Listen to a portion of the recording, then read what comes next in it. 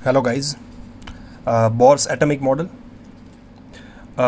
Rutherford के गलत हो जाने के बाद हमें ये प्रूव करना था कि इलेक्ट्रॉन जब घूमते हैं अराउंड द न्यूक्लियस तो अपना पाथ चेंज नहीं करते, एक फिक्स पाथ के अंदर घूमते हैं, जिसके लिए हमने EMR की हेल्प ली, dual nature of electromagnetic radiation, और हमने प्रूव की एटॉमिक स्पेक्ट्रा से कि इलेक्ट्रॉन अपना पाथ नहीं बदलते हैं, तभी हमें फिक्स रेडिएशंस एटॉमिक स्पेक्ट्रा की वैल्यू मिली थी।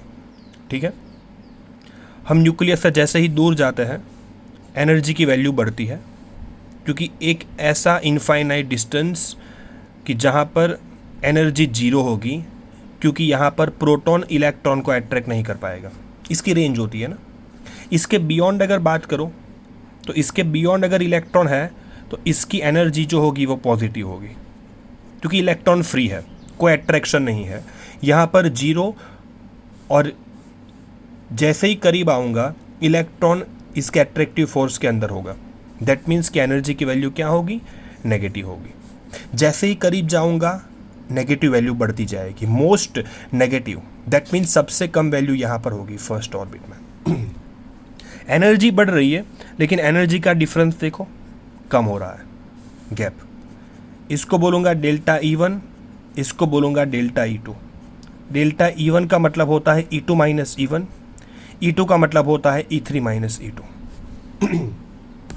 एनर्जी बढ़ती है लेकिन एनर्जी का जो गैप होता है वो कम होता है, एनर्जी गैप। एनर्जी बढ़ती है, एनर्जी का गैप कम होता है। इलेक्ट्रॉन वही ऑर्बिट में घूम सकते हैं जहां पर उसका एंगुलर मोमेंटम MVR h/2π के होल नंबर इंटीजर में हो, जहां n की वैल्यू है 1, 2, 3, जो ऑर्बिट भी है। ठीक है, मतलब इलेक्ट्रॉन कोई भी ऑर्बिट में नहीं घूम सकते, सिर्फ वही ऑर्बिट में घूमने की परमिशन है जहां पर उसका एंगुलर मोमेंटम h/2π के होल नंबर इंटीजर में हो। फर्स्ट ऑर्बिट में घूमने वाले हर इलेक्ट्रॉन का angular momentum h/2π, second orbit में घूमने वाले हर इलेक्ट्रॉन का 2h/2π means h/π, then third orbit में 3h/2π लाइकवाइज। इलेक्ट्रॉन्स इसलिए अपना रेडियस नहीं बदलते क्योंकि सेंट्रीपिटल फोर्स और सेंट्रीफ्यूगल फोर्स बैलेंस करता है। सॉरी, सेंट्रीफ्यूगल फोर्स बैलेंस करता है। सेंट्रीपिटल फोर्स जो होता है वो सेंटर की तरफ लगता है, जो कोलम्बियन एट्रैक्टिव फोर्स है। सो हो जाएगा kz²/r²।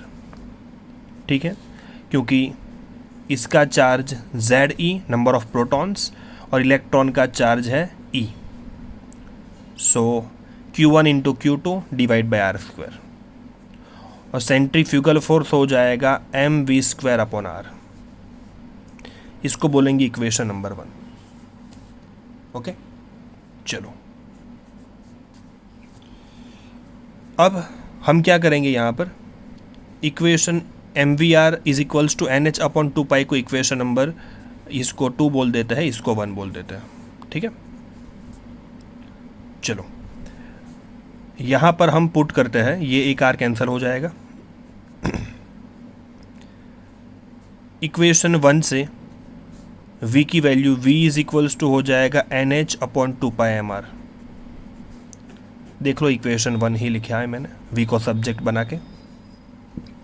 V की ये वैल्यू मैं यहाँ पर पुट करता हूँ तो मिल जाएगा मुझे kz², एक आर बचा, = m, और V का स्क्वायर करना है हमें। ठीक है ना, V स्क्वायर है, सो n²h²/4π² m²r²। एक आर कैंसिल हो गया, so making this r as subject, so r = n²h²।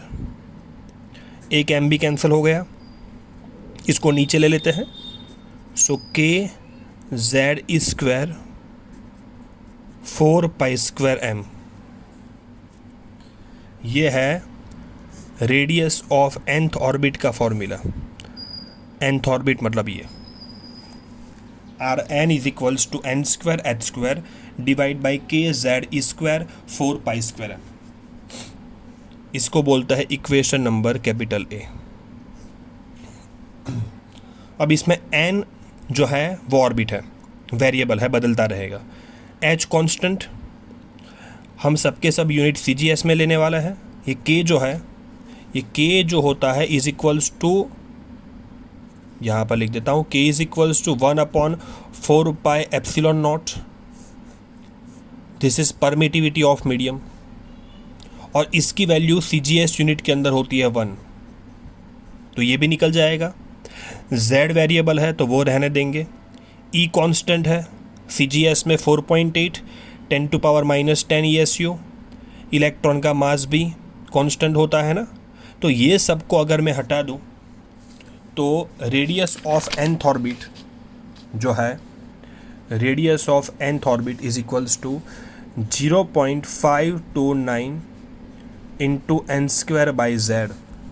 0.529 into n square by z हो जाएगा एंगस्ट्रॉम। पता होना चाहिए 1 angstrom is equals to 10⁻⁻8 centimetre. तो आपको -8 में मिलता CGS में, मैंने उसको एंगस्ट्रॉम में कन्वर्ट कर दिया। ठीक है, या तो फिर आप लिख सकते हो 52.9 into n square by z picometre, as 1 picometre is equals to 10⁻⁻10 centimetre. उसका तो यूज़ नहीं है, हमें तो इसी का यूज़ करना है। इम्पॉर्टेंट यही है, वो आपको याद रहेगा भी नहीं। रेडियस बढ़ती जाएगी जब ऑर्बिट बढ़ेगी। सो हाइड्रोजन की बात करो, फॉर हाइड्रोजन फर्स्ट ऑर्बिट की रेडियस क्या होगी? तो एंगस्ट्रॉम के अंदर अगर लिखो तो 0.529, atomic number Z1, first orbit angstrom. Second orbit जो है उसका रेडियस यहाँ R1, यहाँ R2 कर दो, तो सेकंड ऑर्बिट का रेडियस हो जाएगा 0.529 इंटू 4, 2 का स्क्वायर 4। थर्ड ऑर्बिट की रेडियस हो जाएगी 0.529 into 9। I hope you are clear. अगर हीलियम की बात करो तो फॉर हीलियम एन अगर मैं पुट करता हूँ 1 2 3, तो उसकी फर्स्ट ऑर्बिट की जो रेडियस होगी वो हो जाएगा 0.529, क्या हो जाएगा, एन स्क्वायर, मतलब 1 square divide by Z. Z कितना है उसका, 2 है ना, सो 0.529 इंटू 1/2। यहाँ पर हो जाएगा 0.529 इंटू सेकंड ऑर्बिट है, मतलब 2 स्क्वायर हो जाएगा 4 डिवाइड बाई 2। ठीक है, थर्ड ऑर्बिट हो जाएगा 0.529 इंटू 9 डिवाइड बाई 3। ठीक है, ऐसे हम सबका फाइंड कर सकते हैं। चलो, तो ये हो गया बोर का रेडियस। ठीक है, अब बात करते हैं Bohr's velocity. Velocity of nth orbit. ठीक है, चलो, हमारा इक्वेशन था v is equals to NH by 2 pi mr। mvr is equals to NH upon 2 pi. और रेडियस का जो हमारा फॉर्मूला है तो यहाँ पर आ गया था n square H square by n square H square divide by K Z E square M. देख लो आप, के Z E square M 4 pi square. ठीक है, सो आर की वैल्यू मैं यहाँ पर पुट करता हूँ।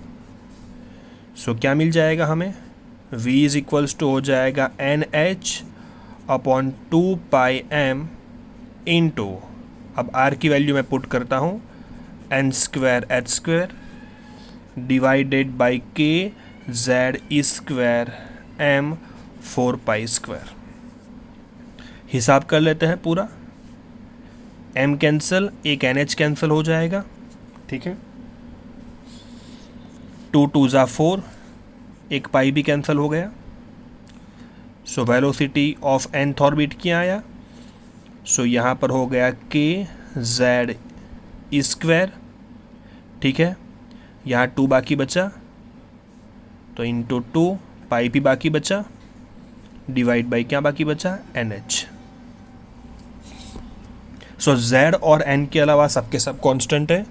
So velocity of nth orbit k की वैल्यू 1 CGS में, 2 पाई, ठीक है, h कांस्टेंट, e की वैल्यू 4.8 10⁻⁻10 ESU, तो आएगा 2.18 10⁸ सेंटीमीटर पर सेकंड।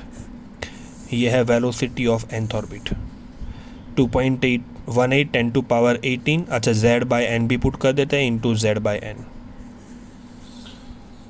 ऑर्बिट बढ़ेगी ना, देखो डिनोमिनेटर में है z बाय n, तो वेलोसिटी कम होगी। और सबसे फास्ट कौन ट्रैवल करेगा? जो फर्स्ट ऑर्बिट में इलेक्ट्रॉन होगा। जो फर्स्ट ऑर्बिट में इलेक्ट्रॉन होगा वो सबसे फास्ट ट्रैवल करेगा। जैसे ही मैं दूर जाऊंगा वेलोसिटी कम होती जाएगी। सबसे फर्स्ट ऑर्बिट वाला सबसे फास्ट ट्रैवल करेगा। z बढ़ेगा तो वेलोसिटी बढ़ेगी, ठीक है। z बढ़ेगा ना, तो वेलोसिटी क्यों बढ़ती है? बिकॉज z बढ़ेगा तो प्रोटॉन का पावर बढ़ेगा, तो इलेक्ट्रॉन को खींच के रखेगा, तो इलेक्ट्रॉन नज़दीक आएगा, एंड दैट्स वाई उसकी वेलोसिटी नज़दीक आएंगे तो बढ़ती जाएगी, ठीक है। सो ये है डेरिवेशन ऑफ बोर्स रेडियस और बोर्स वेलोसिटी।